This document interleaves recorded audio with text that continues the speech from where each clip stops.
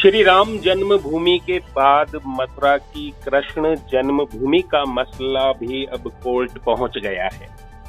मथुरा में इस संबंध में वाद दायर हो गया है और नोटिस भी जारी हो गए हैं, लेकिन मुकदमे की सुनवाई अभी नहीं हो पाएगी।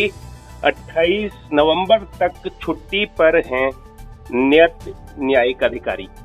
अधिक जानकारी के लिए हमारे साथ हैं मथुरा के senior civil lawyer Shri Gopal ji Khandelwal साहब, आपसे इस संबंध में हम जानना चाहते हैं कि क्या जानकारी रखते हैं आप, थोड़ा सा बताएं। देखिए, ये जो सूट फाइल किया गया है, इसमें इस बात को कहा गया है कि जो ओरिजिनली जो लैंड थी वो के सब्जेक्ट कटरा की थी, बाद में मदन मोहन मालवीय जी को और मदन मोहन मालवीय जी को ट्रांसफर होने के बाद एक सोसाइटी बनाई गई।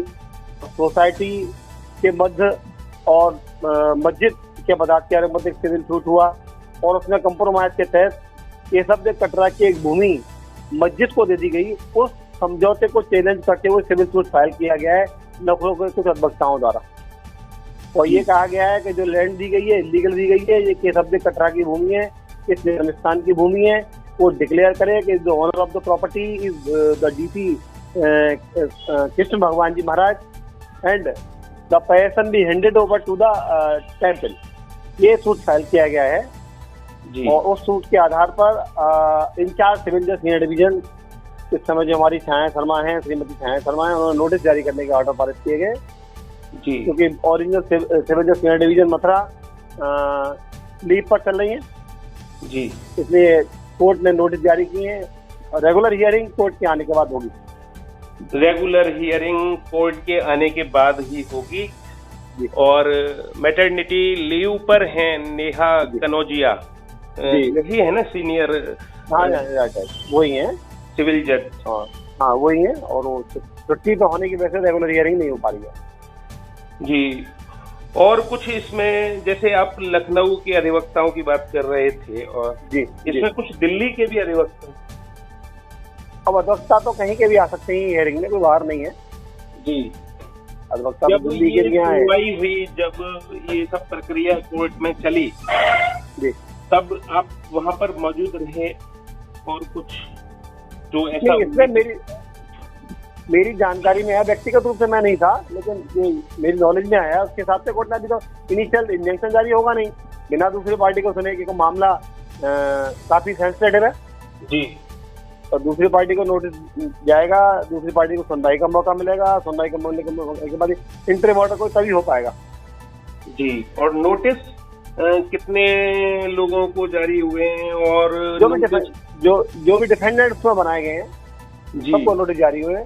इसमें श्री कृष्ण जन्मस्थान को भी पार्टी बनाया गया है जी, और जो जामा मस्जिद कमेटी के प्रबंध समिति है उनको, सुन्नी वक्फ बोर्ड को पार्टी बनाया गया है जी, सुन्नी वक्फ बोर्ड को भी पार्टी बनाया गया है जी। और मैं आपको बता दूं कौन कौन पार्टी है, डिपेंडेंट आप चाहें तो जी जी। हाँ, एक मिनट आप होल्ड करें, तो अभी सारे डिपेंडेंट मेरा एप्लीकेशन कॉपी बता देता हूँ आपको जी जी जी। देखिए, इसमें जो डिपेंडेंट बनाया गया है यूपी सुन्नी सेंट्रल वक्फ बोर्ड जी, है ना, committee of management trust, Sai इमाम मस्जिद जी, है श्री कृष्ण जन्मस्थान ट्रस्ट जी, और श्री कृष्ण सेवा संस्थान। ये 4 डिफेंडेंट बनाए गए हैं इसमें जी। और इनको सुनने के बाद ही कोर्ट को इंटरिम ऑर्डर पारित करेगी जी।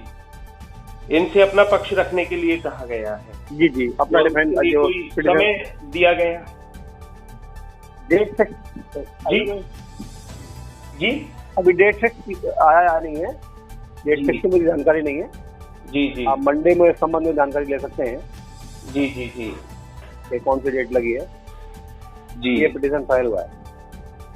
तो आपका बहुत बहुत धन्यवाद।